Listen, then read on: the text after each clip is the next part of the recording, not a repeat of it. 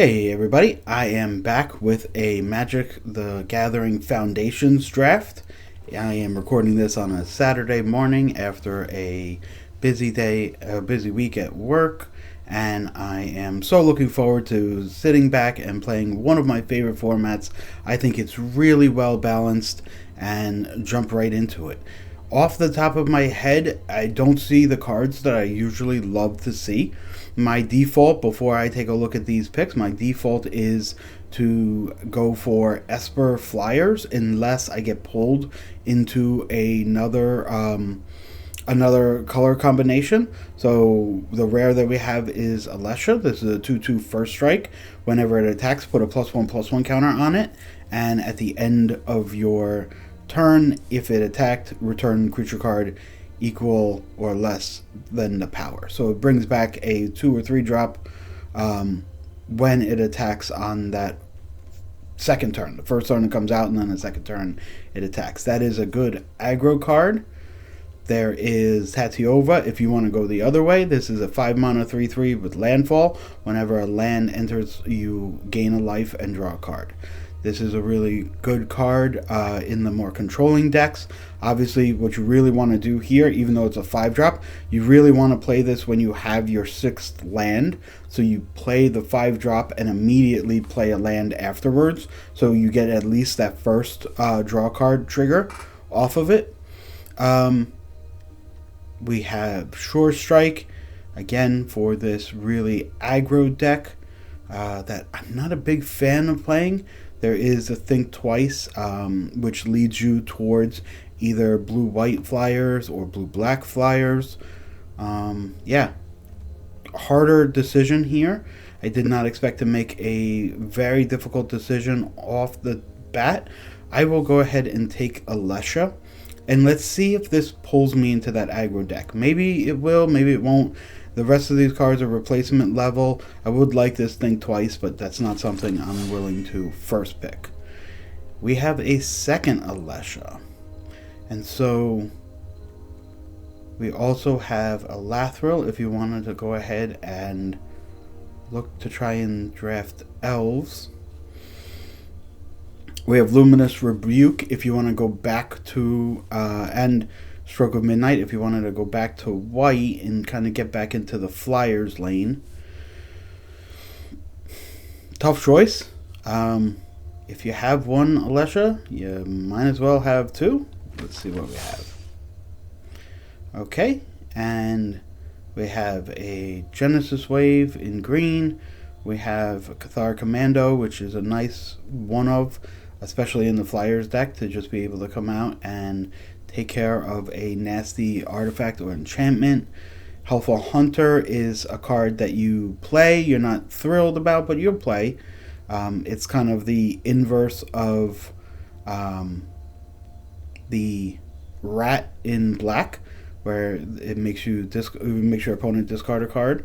Yeah, see, nothing for red or black on the aggressive side. Right? You have Macabre Waltz, which is a decent amount of value if you have a graveyard value. You have Zombify, again, same thing. You do have a 2 mana 2/2 that can give something else haste. This is kind of a replacement level card for me. I'm not a huge fan of it.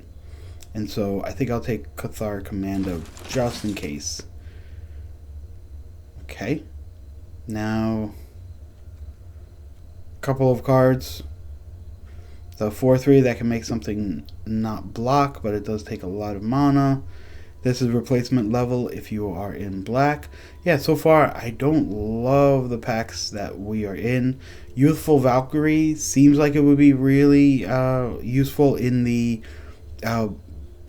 blue-white Flyers deck, but you don't end up having enough angels to make it really impactful.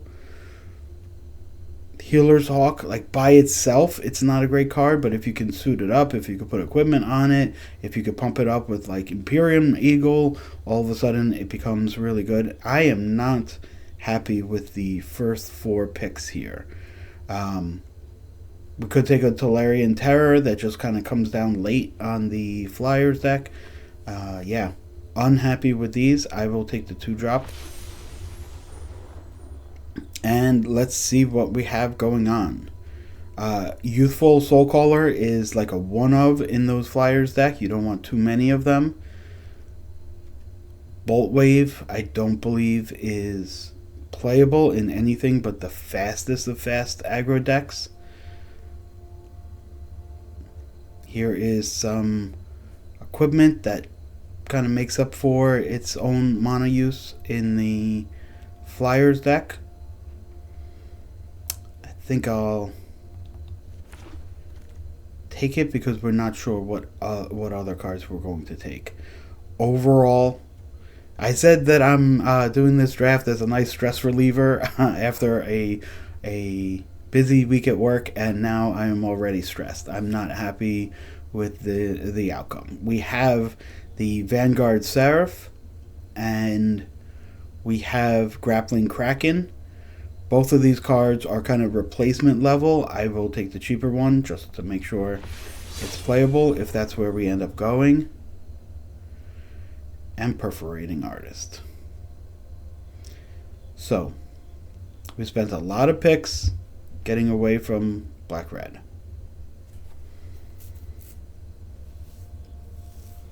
Decision-making time, right? Perforating Artist is a really good card. We've seen black, but it's been replacement level black. My script is to take Strix's Lookout, but we don't have any power for that, right? Like, that's just hoping that in the next couple of packs we get something else. Perforating Artist it is. It's much more powerful than anything else. And here's a 2-drop that I do like. We talked earlier about the 2-drop that that gives something haste. Firebrand Archer, this is a 2/1 that deals 1 damage to each opponent when you play a non-creature spell. I'll go ahead and take that. In this deck, you need to be attacking as soon as possible. I'm thinking about Swiftwood Boots, but it doesn't add anything to the power. And so I'll take Infestation Sage. And here we have a Sure Strike, which is a target creature gets +3/+0 and first strike till end of turn. And the second right, which I don't believe is playable in this deck. I'll grab this. That's a really late stroke of midnight, but again, no more flyers coming around. And so we're definitely not playing 2 of the Golvain pick equipments. I'll grab it, but we'll look to get rid of it. And this is a 4 mana 3/4, and it deals 1 damage when you have a landfall, versus 4/3 with a target creature can't block. We'll go ahead and take that. Thrill of Possibility. Okay. So, Tiny Bones. Tiny Bones is the rare. This is a 2 mana 1/3. Whenever an opponent discards a card, exile it from their graveyard with a stash counter. During your turn, you may play cards you don't own and use mana of any type. And then it's 4 mana to have your opponent discard a card. I like that, but Bacon a Pie. Okay, is Bacon a Pie not good enough in an aggro deck? No, I think it still is. It is 4 mana. That's not exactly what we're looking at. So I am less comfortable drafting these aggro decks than I am drafting a more controlling deck.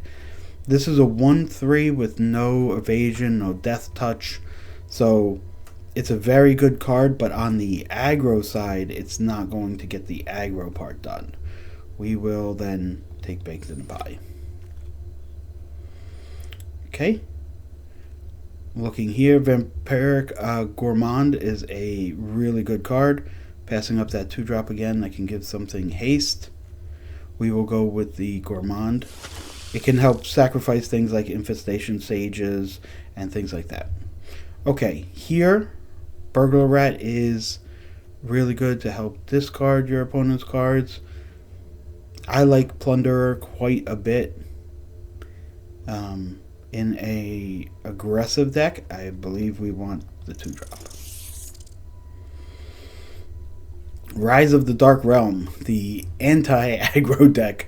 This is 9 mana to put all creatures in all graveyards. Good card, but not for us. We'll take Baked in a Pie. Okay, here's all the black cards that we need. We have the Folly, we have Plunderer, Burglar Rat, and Stab. I think here it is Stab, if we're going to be very aggressive. Although I would love those other cards coming back. I think we could take something like a Macabre Waltz, but not be committed to playing it. We'll have to see how that works. So here it is either the Plunderer. Yeah, I like the Plunderer quite a bit. The Revenge of the Rats. This is a good card in a more controlling black shell with cards going to the graveyard. I do think on the aggro decks where you're attacking every turn, I do think there's some decent chance that we have a number of cards going to the graveyard. And that could be something where if we had a little bit more discard, like Thrill of Possibility, we could discard it, gain the half of value for it, and then use the flashback later on. But I think we just take a 3/2 to just keep the pressure up. We can have another 4/3, or we can have a Thrill of Possibility. I think we'll take this in case we don't get anything else for the top end. Knowing we could get something else, I think I would have made a different decision. But we'll take it anyway. We're certainly not going to play more than one Macabre Waltz. We'll take Plunderer. Get this guy out of the way. Bolt Weave. We are still not fast enough to play a Bolt Weave deck. But as of now, we're at 21 cards. A little heavy on the 4-drops here. We would like it to be a little bit faster. And let's see what we get. This is Gain Control. If we have some sacrifice effects, this can be really good. A really good 4 mana play to take a blocker away and to go ahead and attack with it, and then have the possibility of sacrificing it later. But I do think that might come around. We'll take Eaten Alive as a removal spell. Yeah, Heroic Reinforcements would be really good in a deck like this, but the white splash does not seem... Oh my god. Mischievous Mystic. I can't help myself. There's no possibility of going back to a Mischievous Mystic deck. So unfortunately, that's not going to be something that we'll have. We will take Blood Witch.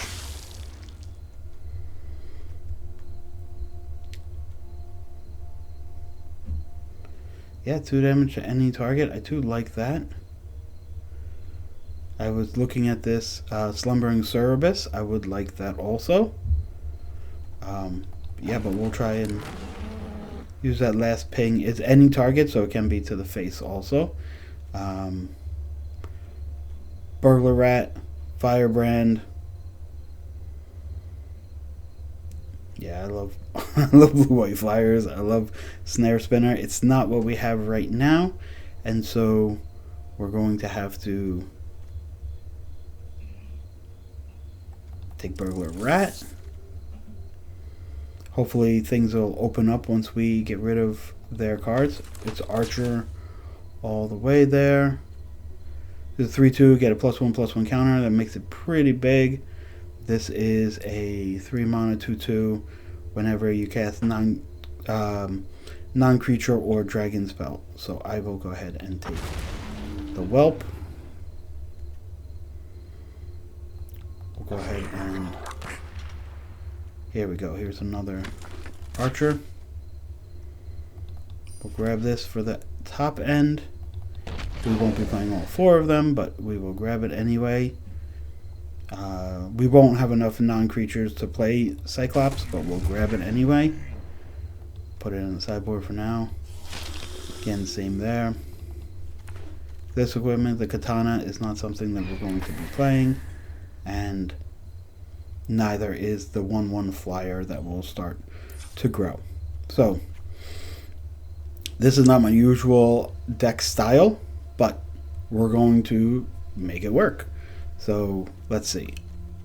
Off the top of my mind, I would like to keep maybe 2 of them in. This looks good. This is a 4/3, 2/2. I do like the Plunderers a decent amount. Thrill of Possibility, Sure Strike, thinking about Macabre Waltz. Would it be nice to get back 2 creatures and trigger the non-creature stuff?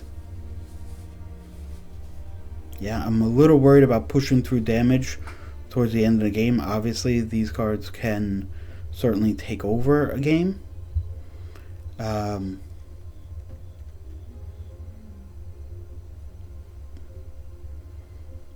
Gold Vein Pike. Not something that we are going to really need. Burglar Rats don't necessarily fit into a total aggro strategy. I do like them quite a bit to be able to turn on Plunderer to help the card selection. So I do like them there. I like Firebrand Archers better than all the other cards. Blood Witch, I guess, is one of them I'm not in love with. 1 power for 2 mana. Not exactly what we're looking for. We could potentially go to 16 lands, and that is one of the cuts. And I think it's one of these cards. So Thrill of Possibility, not great, but it turns on Archer and the Whelp. Is it the Borders? 4/3 for 3 seems like it's a really good rate.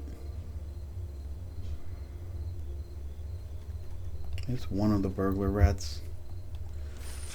Please let me know in the comments below if you would have built this deck differently. Again, this is not the style of deck that I usually build in Foundations, but it certainly could be fun to just attack every turn and really keep the pressure on your opponent to have blockers every single time. Yeah, let's give it a whirl. See what happens. We do need some follow-up plays because Infestation Sage is not going to get there on its own.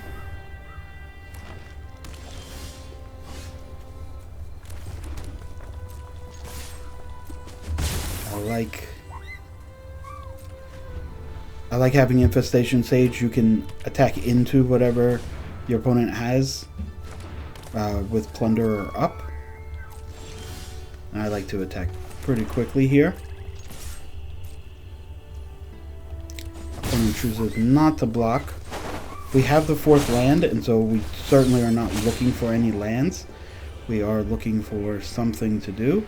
I'll take a Whelp, since we have non-creature spells in our hand.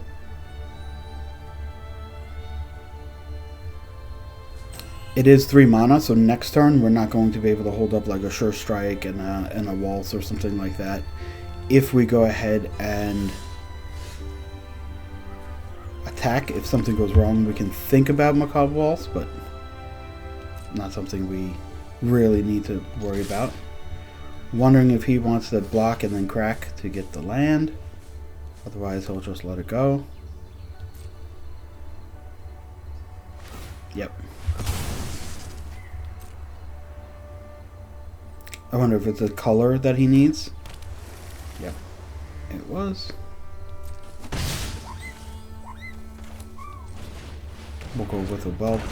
And if this is one big blocker, we have multiple ways of killing the first one, and then if it's a second big blocker, taking it and attacking with it, hopefully to deal a decent amount of damage.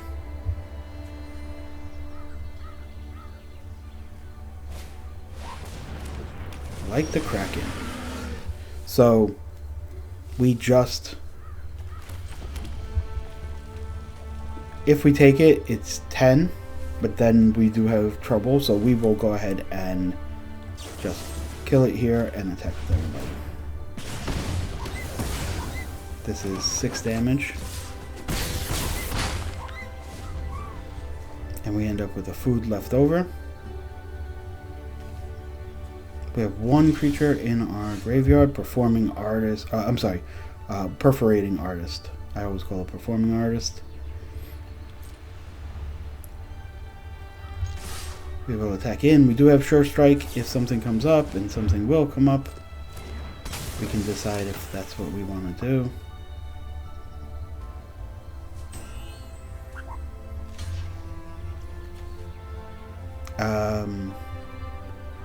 Not really. Unless he has another play here. Yeah.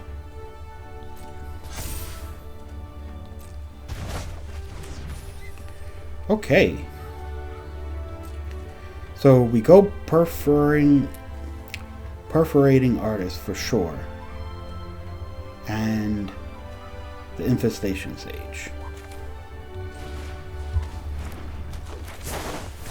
Perforating artist, a lot of value here if you can keep attacking every turn. I assume my opponent will likely discard. Yep. Snakeskin Veil. Makes sense. Opponent's going to have a lot of lands, and so this Sure Strike is not going to just rule the day, and we're not going to get a chance to. Okay. That is fine.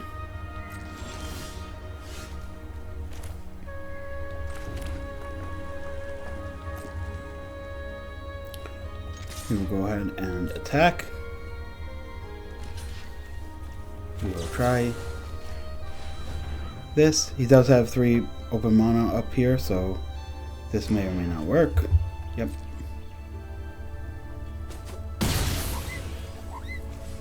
Okay. We will start with Plunderer. Again, there's 3 mana. I'm not sure if this is going to land. I'll take this. And then we are going to Macabre Balls here. Just a little bit of value.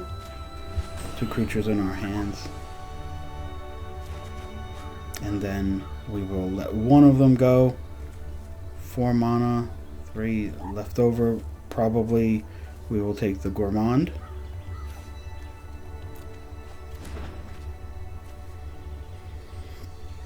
And pass to the opponent. We do have a Death Touch attacker. Ooh, okay. Spectral Sailor. That is a good one.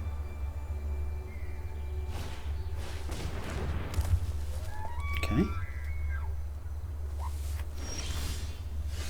Again, I assume that this is a block and then crack situation. Nothing we can do about that. We can't gain control. He'll just sack it in response there.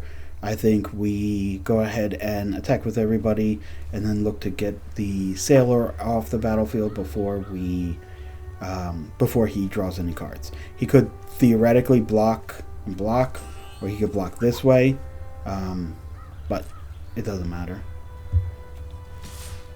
We'll go ahead and attack with both. Yep. This, he has to do it end of turn. If he does it right now, he doesn't. Yeah. He knew what was going on there. I don't think he has a counterspell, although I am going to try and lead with Gourmand, just in case he does. Does he have any reason to use it there?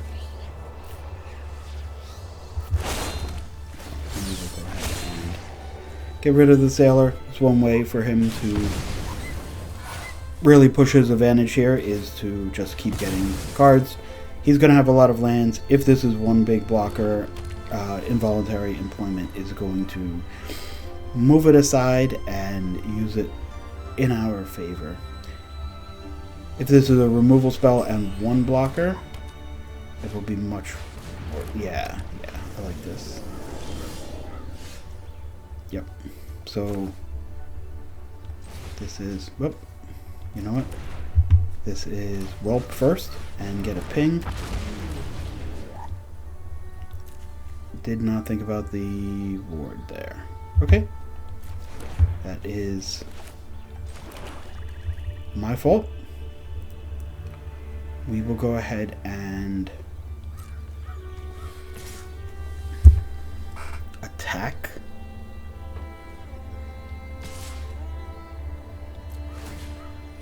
And sacrifice the skeleton. We get a new skeleton. Okay.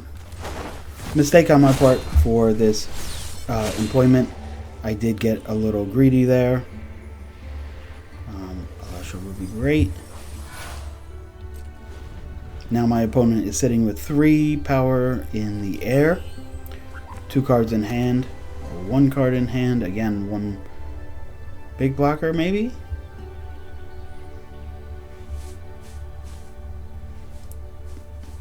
This does hold off a lot of the ground creatures, but if we just at this stable board right here, we will attack with the Death Toucher. Yep. And it happens.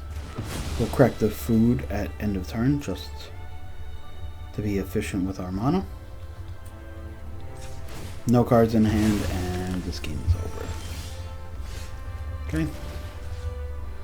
Yes, and we will auto pay. And we will finish the game off. Okay, game 1 in the books for the good guy team. And let's see what game 2 brings us. Game, again, raid is not my preferred strategy in Magic Foundations, but you do have to take what the draft is going to give you, right? You saw on picks, 1 and 2 went this way. I did try and stay open, stay towards my preferred lanes in picks like 3 through 6, and see if there was a way that I could turn this back to what I'm used to drafting. But the card selection, again, you let me know your opinions in the comments below, but it looked like to me that the card selection was really pushing me in this direction. I like this. I like this quite a bit. The stab will help Firebrand Archer to get in for the artist, if that's where this goes. We are on the draw, which is not where you want to be for these aggro decks, but we will go ahead and see what we have. Infestation Sage. Really good card. You can use it to turn on raid even if they block it, and then again you have a secondary body on the board with flying to be able to attack in if needed. Get an archer out there. Don't need to turn this on quite yet. I assume something bigger is coming. Yep. Okay. So we could go and try and get Perforating Artist on the board right away. And I think that's what we're going to do.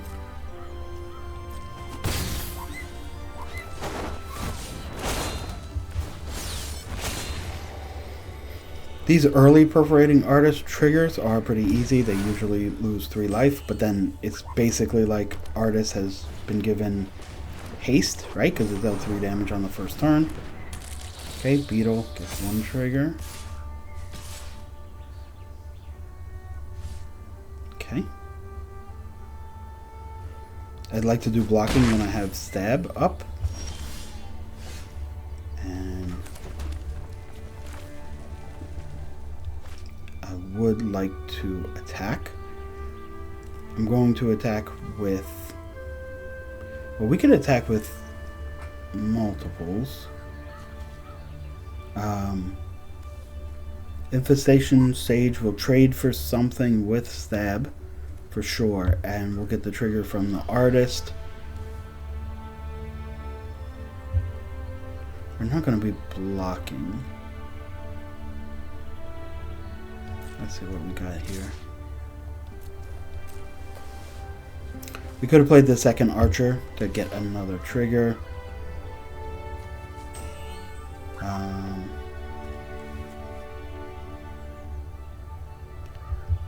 We let this die. It goes to battle. It goes to the graveyard. We archer.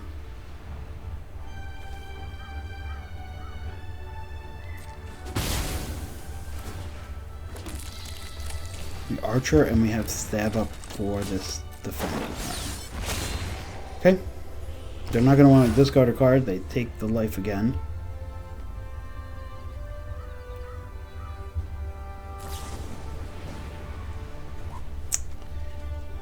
Yeah, disappointing for sure. Nothing we can do there.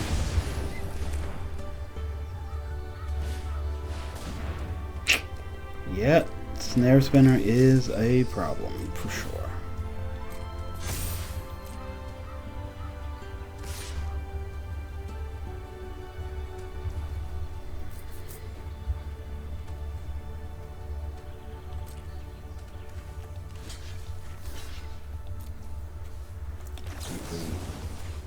Stab.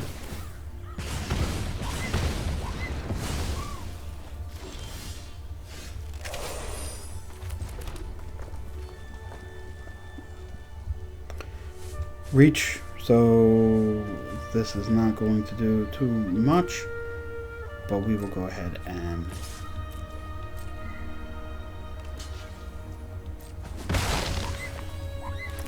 Macabre Waltz.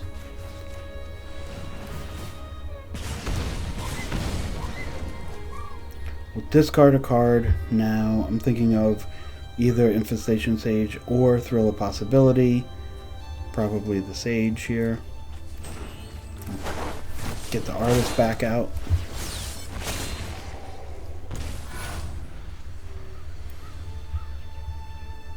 He's got a lot of power on the board. He could be just turning everything sideways and attacking this turn. And if he does, he may force us to block with the artist.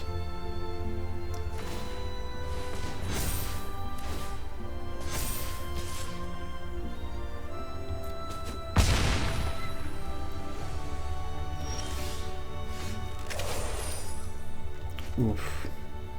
Additional cost, you have to discard a card, so I can't play it and then get the trigger for the third one, because you won't have the third one. Here we could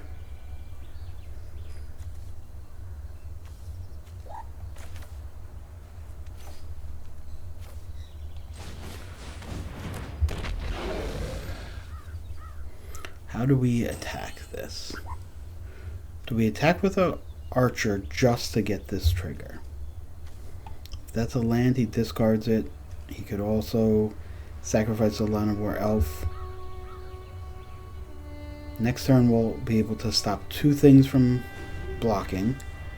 So if he overextends on attacking, could be bad for him. It's not just block this creature, it's those creatures can't block this turn. Ward makes it a little bit more complicated.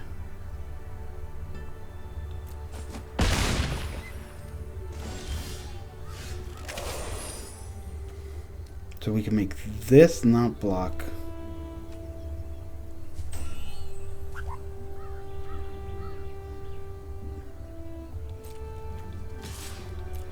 We have to throw away an archer here.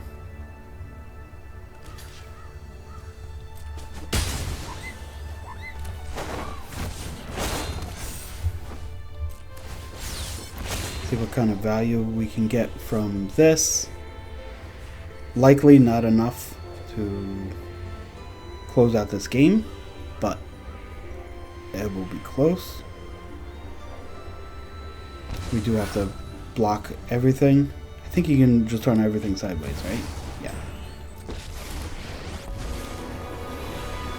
Fire never rests, so neither do I. He can make 3 mana. Yeah.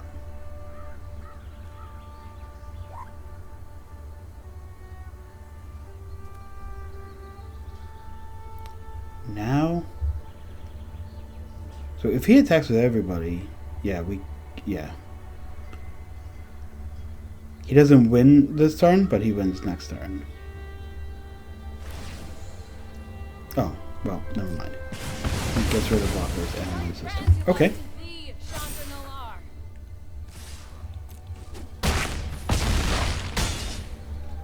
Got our opponent down to 2, could not push all the way through. And that is par for the course for these aggro decks. That's 1-1. Let's see what the next game brings us. About halfway through the game, I did not see that game going our direction, where he would have needed to miss a couple of big creatures, and the creature with ward was going to be the problem because we couldn't make it not being able to block unless you paid the 2 extra ward costs. So it went down from being able to make 2 creatures not block to only 1 creature not block, and that was not going to be enough to push through the damage. Okay, Radical Jackal. Let's see what they have. We do need to find the red, but I'm not overly worried about it right now. We've got a couple of turns to get there.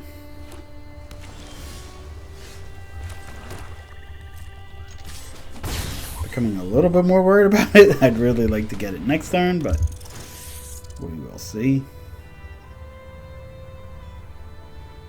Interesting, if our opponent does nothing and we attack and we draw the red, which creature do we play first? Not something that we will have to decide.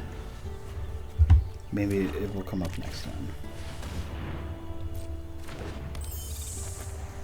We will stab this, just for the mana savings and for attacking next turn. We do have the red. Okay, this is going to be a decision. We can start whittling down resources, or we can get a 2/2 that's going to attack as a 3/3 and get a creature back from the graveyard, but we don't have a graveyard creature, so I think we do Artist.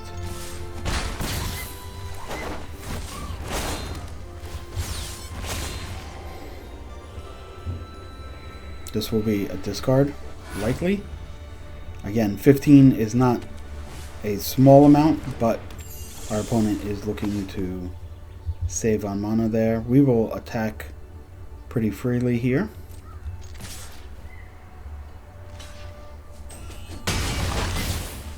Okay, and we will grab the Alesha. It's going to look like another pretty free attack, and if he plays a blocker with 2, yes. He's not going to want to block there. I shouldn't say that. Maybe he will. I assume he won't. And so, whoop, that's 5 mana. We have 4. Okay, good counting. If he has something like a Think Twice, his regular card for turn, and then a Think Twice, that could make this a 4/4. We'll have a 4/4 first strike. Okay, big creature.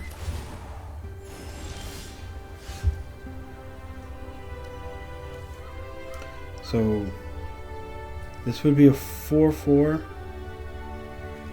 We attack.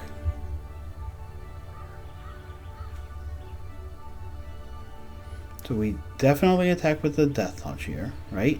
Do we attack with anything else? He'll eat this, but we'll get 4 damage. So we'll get 4, 7.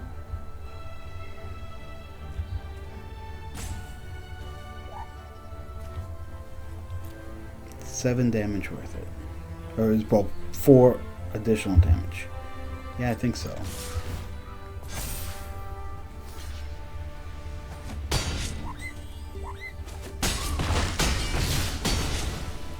Okay. We have the Whelp. This is another discard, I believe.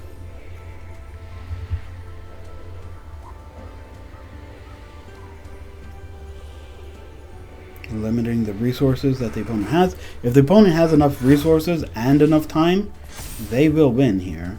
But we're hoping to just sneak in. If we draw a land, we only need to sneak in for 1 point of damage.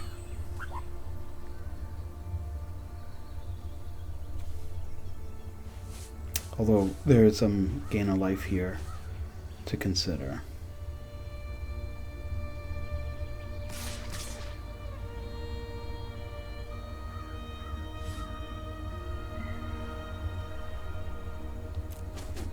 And gain 5 life.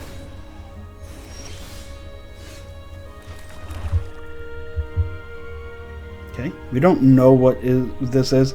It may be like a thing twice. I think either way we attack no matter what, so.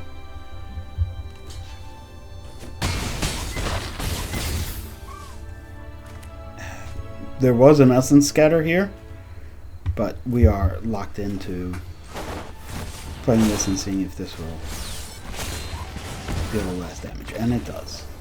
Okay. Skin of our teeth. But I think it was a good game. 2-1, and moving on to game number 4.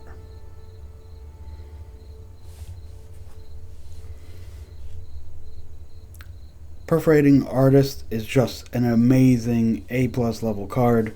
It drives so much value over the course of the game. It cannot be discounted. It is a grown test worthy card. When your opponent plays it, you just are unhappy, do not want to see it, and will do any resources that you can to get rid of it, which means when you play it, you should feel the inverse of that. If it stays on the battlefield for too long, it will draw so much value that your other cards can get there and get those 20 points of damage in. Usually the first trigger is life, and then the second trigger starts being discards. It's going to be Archer into probably Alesha first, and then hopefully Plunderer after that.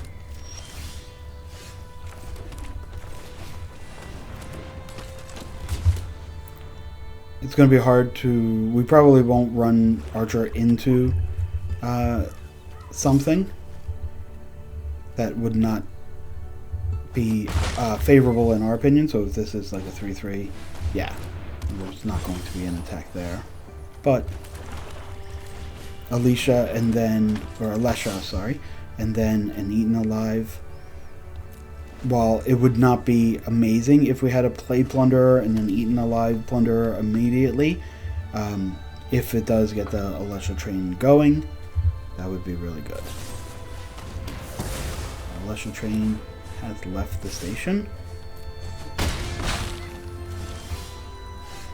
Okay, so this will then be an attack to get Plunderer going. We do have enough lands, and so we will not be taking any lands here. We want to make sure that we have a decent card. It is Alesha. And we will play Infestation Sage. With Sage on the board, Eaten Alive becomes much better. And obviously we could turn on Raid with Plunderer. And then once Alesha has attacked one time, you can get Plunderer back. Firebrand Archer can come back too. That's straight to the battlefield. Okay.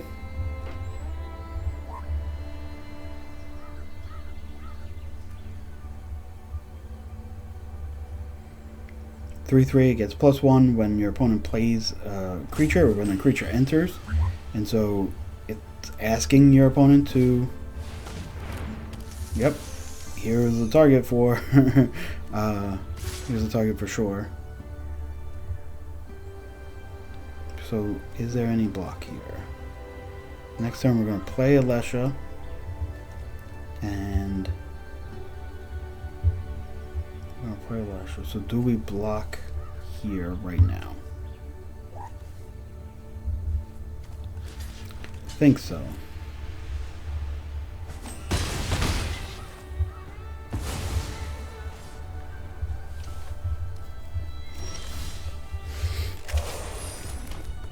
So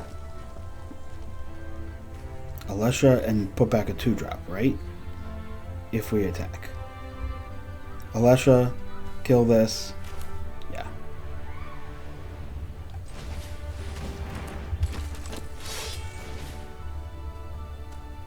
Second creature, target spinner, sacrifice the sage. Archer is going to be able to attack.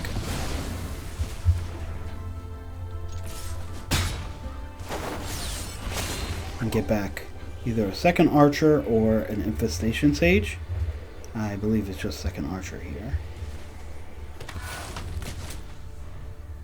It does mean that we are not going to have any tricks for the Alesha attack.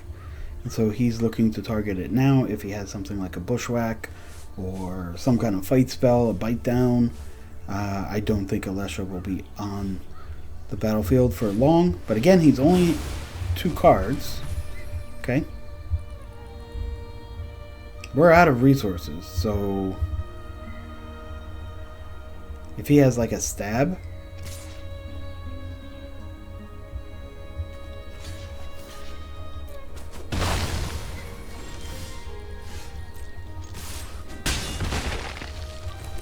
we'll keep 1 land in hand. Well, obviously we had to keep 1 land in hand, but we will keep 1 land in hand going forward. Yep. That's enough to kill. Okay. This I like. So we can get 2 creatures. We can get 2 creatures back. We can get an Alesha and a Plunderer.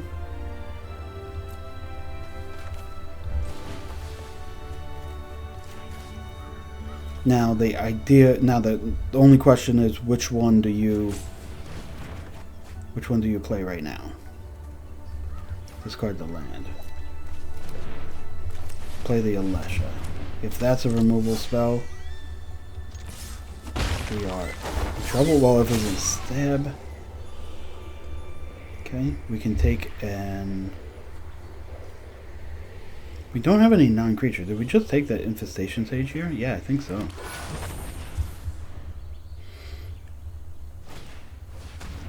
Hungry Ghoul.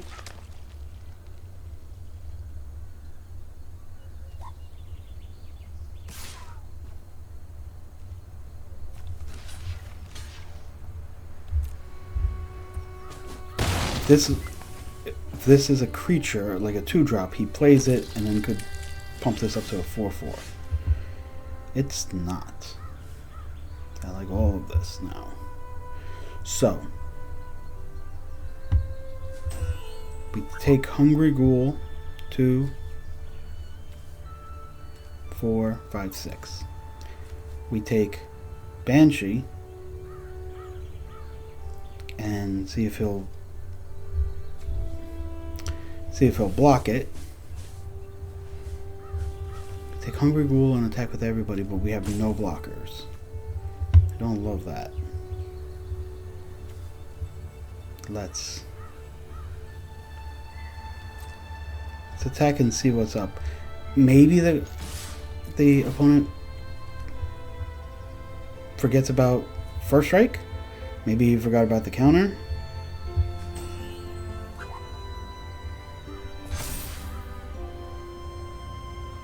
Can't block with Ghoul and sack Banshee by itself. Okay, so we're getting something back. And we're going to take Plunderer. We play 2 Plunderers.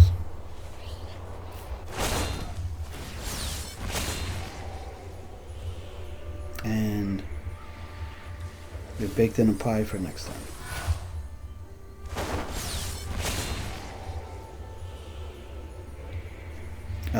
And now we don't have to. I think we take Plunderer anyway, don't we? We take Plunderer anyway because of the Death Touch.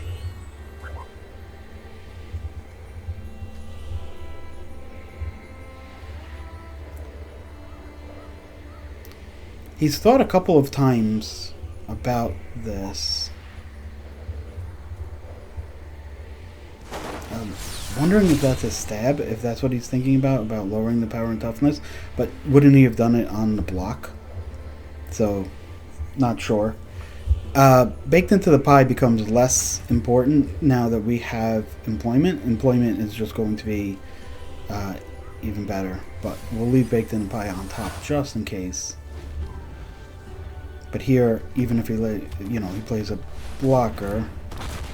Okay. Yeah, let me just take it and swing back. Okay.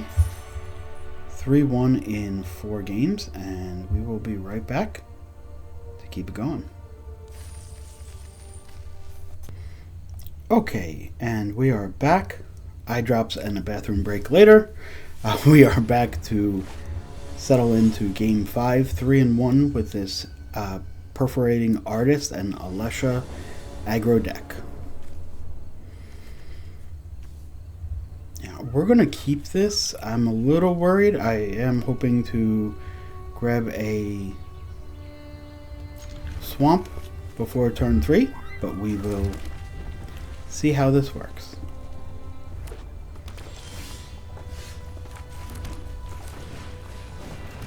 Two plunderers make me all the more happy to try and get that first swamp so that we can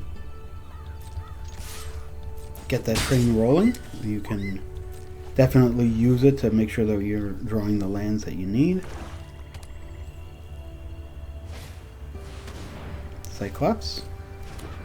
Okay, Cyclops, at least it's easy to attack into. We could use Sure Shot to get it off the battlefield. If not, I'm not doing anything this time. Oh, I didn't wait for the block. Wow. Bad mistake there. Okay. Yep. Behind on a card. I don't know what I was thinking there. Okay. Bad mistake. Let's try and get it back together. This is a removal spell. So Plunderer would not be online. I think we are going to go Borders then. This is a 3-2. And look to see if we could get the value from these Plunderers. Opponent.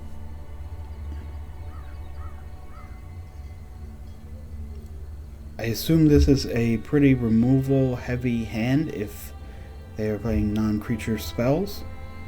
I don't know if our creatures are going to last for too long. That's why I do want to get the value for these Plunderers.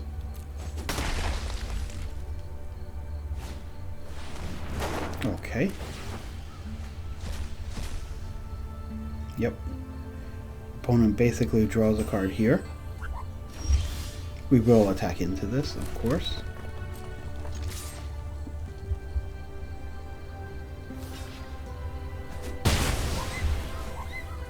Here, I think we take the 4-3 first, only because we know that we're going to be attacking.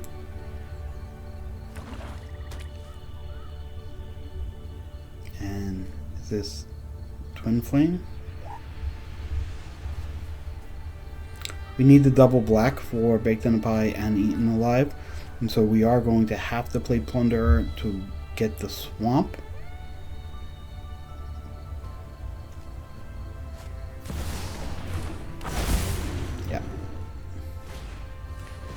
It would be a great time to draw a natural swamp, so we wouldn't have to go through all these hoops here, but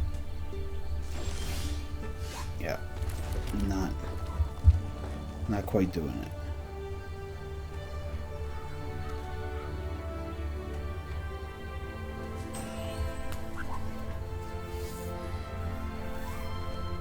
We could play a Plunderer for no value and Eaten Alive to get rid of the Twin Flame Tyrant. Otherwise, this is attacking 6 in the air.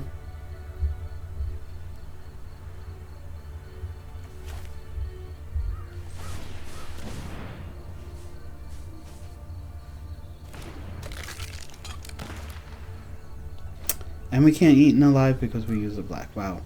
Sorry, not on my game for this one. And looks like this is going to result in a loss. It may have been a loss regardless, but it looks like it's definitely going to be a loss here. Yeah. That attack's really hard.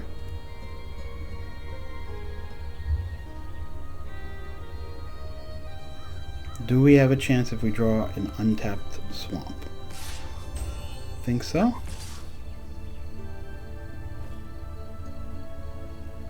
But we will need to draw it right this turn. Wow. Wow. Now, even if we draw it, I don't think we have a chance. Yep. 2 damage, yeah. Okay. Not what you'd like to see. Pretty sloppy play there on game number 5. I believe that record is 3-2. And let's see if we can go ahead and get this back on track. And at least play better. Whether or not we win or lose, we certainly want to play tighter than that.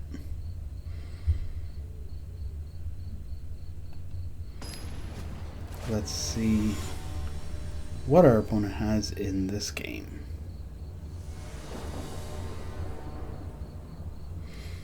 Opening hand looks pretty good, and yep, this is a definite keep. I like all of this. We'll start with Sage. See what our opponent does. A little bit of a slower start would be great. We will, of course, try and trade here. Our opponent will likely not want to. Yep. And we'll take Archer. And see what our opponent has. We will attack in with Sage in order to get the Plunderer. And we will go ahead and attack with both. This Unicorn could be really a pain if our opponent's hand is very creature heavy. The Plunderer will also turn on Raid for the subsequent turns when it can attack in. So that's why we play the Plunderer over the borders.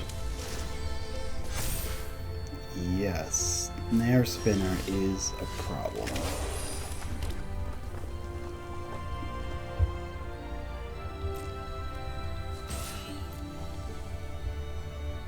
We attack in both value creatures. Did he not know that that had Death Touch? Okay. Not sure why my opponent did that. But, oh, that's why, because he's got another one. Okay.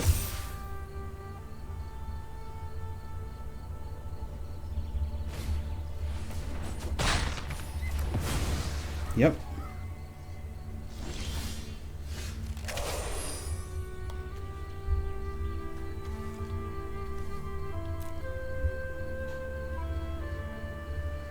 So, no attacks here.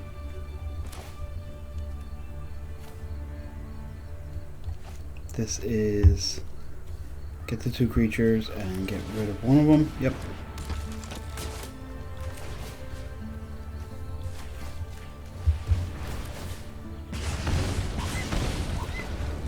This is too much for the archers to deal alone. That would be 7 non-creatures from here, and we don't have that many in the deck, so this is not going to be an archer's game taking over. We will use them for a little bit of value. We will attack in with Infestation Sage to turn on Plunderer, depending on what we draw this next turn.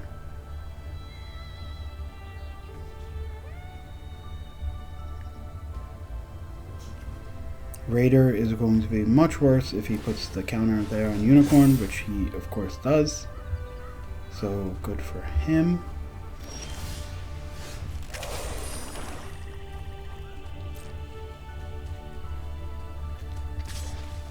I think our opponent has no fear on this attack.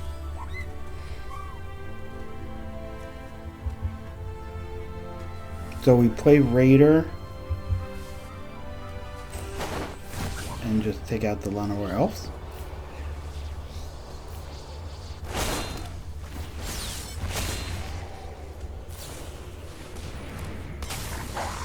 Okay, 4-2.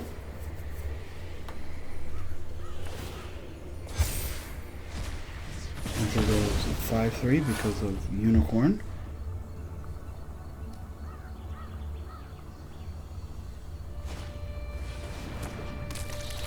Yep, that will get 2 counters this turn.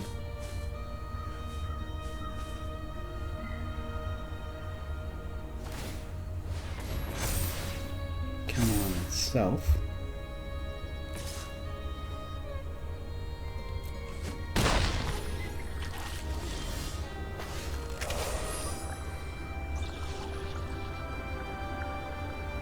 There are no good attacks here. Infestation Sage is the only thing to get in.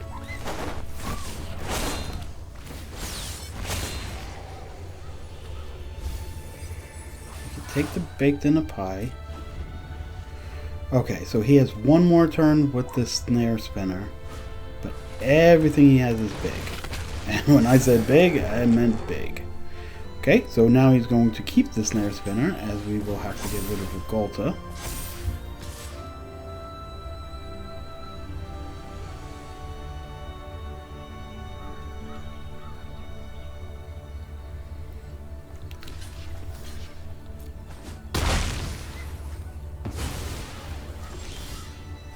He knows we know what's on the top of our deck, so if there was a removal spell available, he would know that we had it. Holding this land prevents us from gaining 3 life. Probably okay.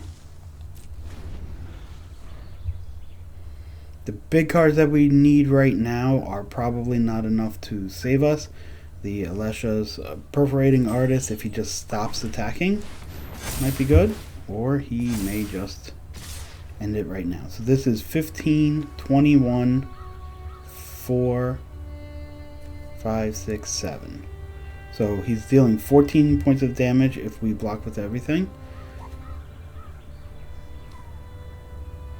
4, 5, 6, 7, 8, 9. We could kill the Snare Spinner. No, we can't, because that takes 15. Right? No, 4, 5, 6, 7. 2, 11. Yeah.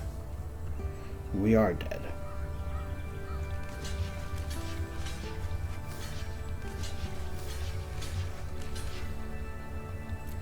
Okay, let's kill it for the sake of hating it.